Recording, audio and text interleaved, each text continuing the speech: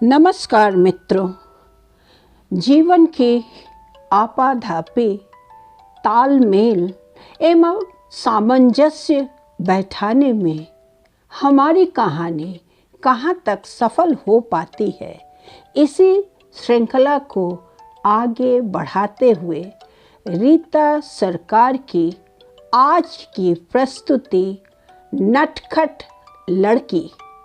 कहानी का प्रारंभ इस प्रकार होता है। घर के काम में हाथ बटाने के लिए एकमात्र बिटिया बबली के साथ मालती को गांव से अपने साथ लेकर आई थी। मालती हेमांगिनी के पति की दूर की रिश्तेदार है। बबली के पिता की मृत्यु के पश्चात मालती अपने देवर के घर रहती थी। घर का सारा काम करके अपना और बबली का पेट भरती थी। मालती का ममेरा भाई महेंद्र नाथ काफ़ी धनी व्यक्ति, गाड़ी, बंगला, नौकर चाकर, बागीचा सब कुछ होने के बावजूद अपनी बहन की खोज खबर नहीं लेता था। बचपन में महेंद्रनाथ अपनी बहन से कितना लाड़ करता था। उसे गोद में उठाकर मेला दिखाने ले जाता, खिलौने, मिठाइयाँ खरीद देता, लेकिन आज उसकी तरफ मुड़कर भी नहीं देखता। गांव से रिश्ता तोड़कर अपनी पत्नी ममता के साथ महेंद्रनाथ कलकत्ता के भवानीपुर में रहता है। ममता के कोई बच्चा नहीं है, इसलिए भाई तथा भाभी को अपने साथ रखती है।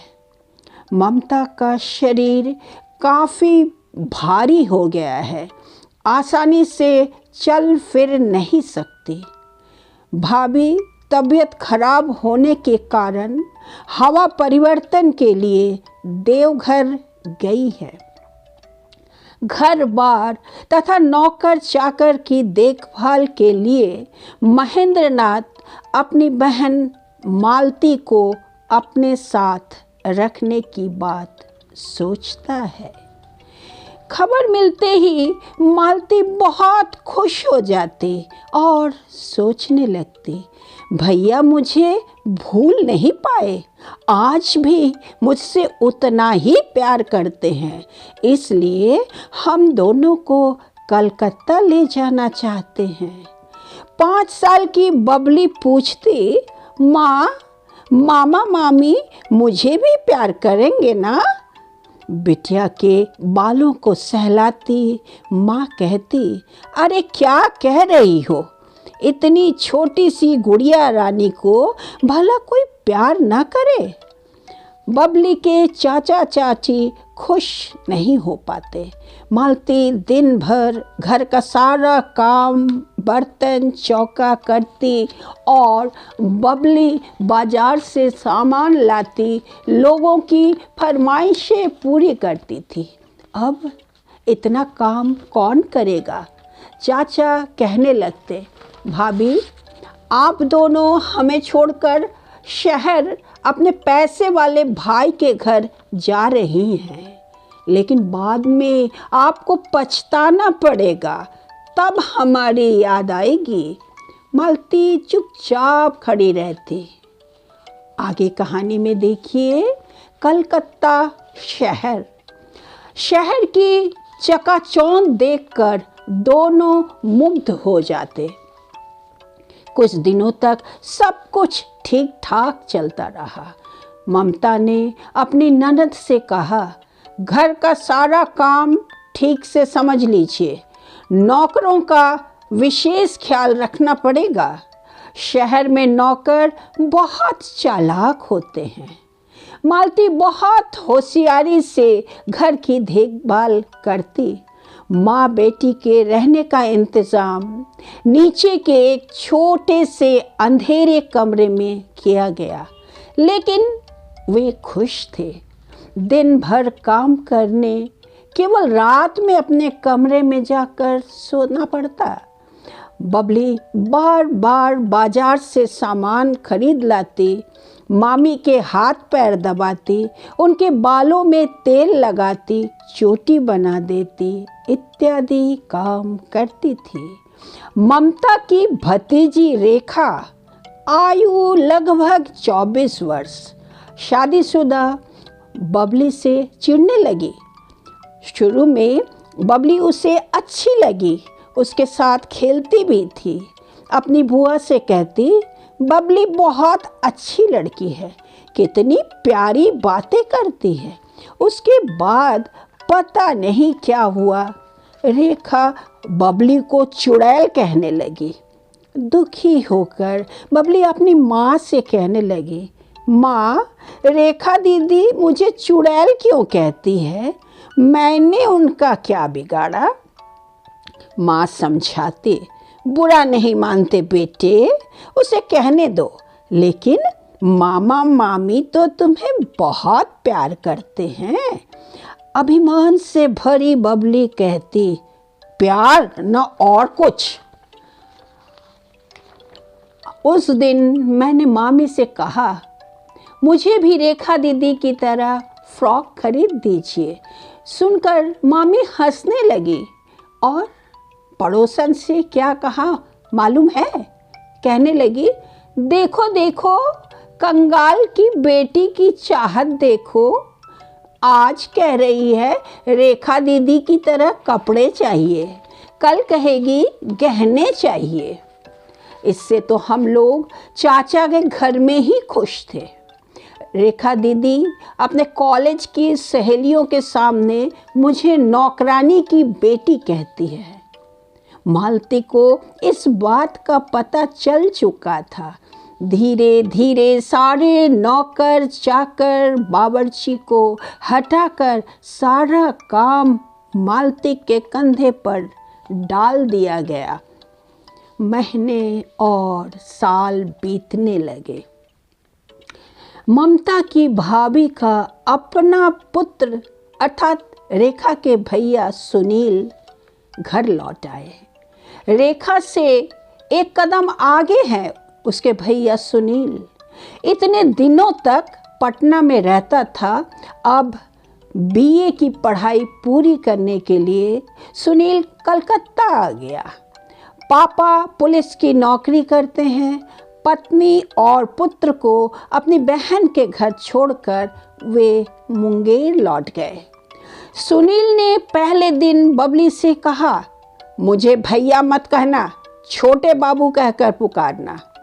उस दिन दोस्तों के साथ बैठा सुनील बबली को आदेश दिया, 4 कप चाय ले आओ।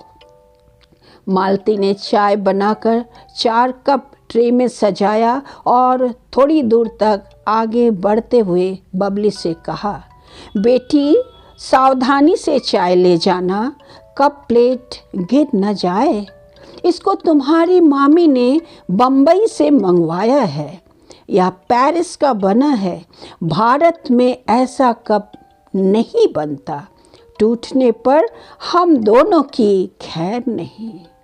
देखिए माँ अपनी बच्ची को कितने लाड़ से पालती है, परंतु परिस्थिति उन्हें कहाँ ले आई।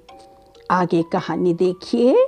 ट्रे को संभाल कर ले जा रही थी बबली, लेकिन कमरे में प्रवेश करने से पहले सुनील के दोस्तों को अचानक चिल्लाते देख चौंक पड़ती है।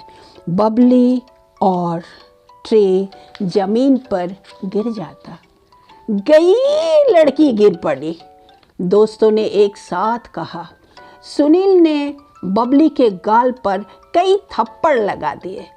दोस्तों के मना करने पर सुनील कहने लगा, बबली कोई बच्ची नहीं है, उसने जानबूझकर कप प्लेट तोड़ डाला, निकल जाए यहाँ से। रेखा ने अपनी बुआ से कहा, बुआ जी, यह लड़की बड़ी दुष्ट है, मेरे कमरे से हमेशा कुछ न कुछ उठा लेती है।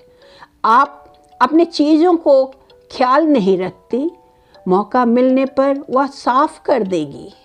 ममता को उसकी बातों पर यकीन हो गया। हमेशा कुछ पैसे खो जाते हैं। उस दिन महेंद्रनाथ की जेब से 10 रुपया गायब था। मालती अपनी बेटी से कहती, शायद ये लोग हमें चोर समझ रहे हैं। इससे तो हम गांव में अच्छे थे, लोग हमसे बातें करते थे, यहाँ सिर्फ काम। रेखा अपने फूफा जी से कहती, इन दोनों को यहाँ से भगा दीजिए, जहाँ मन हो चली जाए। महेंद्रनाथ कहते, कहाँ जाएंगे बेचारे, यहीं रहने दो, उनके न रहने पर काम कौन करेगा। उन लोगों को ऊपर के कमरों में घुसने मत देना। मना करने के बावजूद एक दिन रेखा ने बबली को अपने कमरे से निकलते हुए देखा। उसने बबली को पकड़ लिया और चिल्लाने लगी, तुम ऊपर क्यों आई थी? तुम्हारी मुट्ठी में क्या है, दिखाओ। बार बार कहने पर भी बबली अपनी मुट्ठी नहीं खोल रही थी। रेखा उसके बाल नोचने लगी। इतने में उसकी बुआ पहुंच गई। उन्होंने रेखा से कहा, मैंने अपने घर में सांप को पाल रखा है, ये छोटे लोग हैं, कुछ भी कर सकते हैं, जबरदस्ती इसकी मुट्ठी खोल दो। बबली अपने दोनों हाथों को खोलकर दिखाती है, मुट्ठी में कुछ नहीं था। 3 माह उपरांत माँ बेटी अपने कपड़ों को सूटकेस में भरकर सीधे ऊपर भाभी के कमरे में पहुंचती है। उन लोगों को देखकर ममता कहने लगती, तुम लोगों को ऊपर आने के लिए मना किया गया था, फिर क्यों आई? बबली ने जवाब दिया, हम लोग यहाँ से जा रहे हैं, इसलिए आपसे विदा लेने आए हैं। जा रहे हो? कहाँ? मालती ने कहा, हम अपने गांव जा रहे हैं, यहाँ इस प्रकार पड़े रहने से बेहतर है हम अपने गांव लौट जाएं। देवर जी बबली को देखने आए हैं, हम उनके साथ जा रहे हैं। बुआ जी, मेरे सोने की जंजीर नहीं मिल रही, मैंने उसे नहाते समय बाथरूम में छोड़ दिया था, शायद इस बबली की बच्ची ने चुरा लिया। बबली ने कहा, मुझे नहीं मालूम, मैंने नहीं लिया।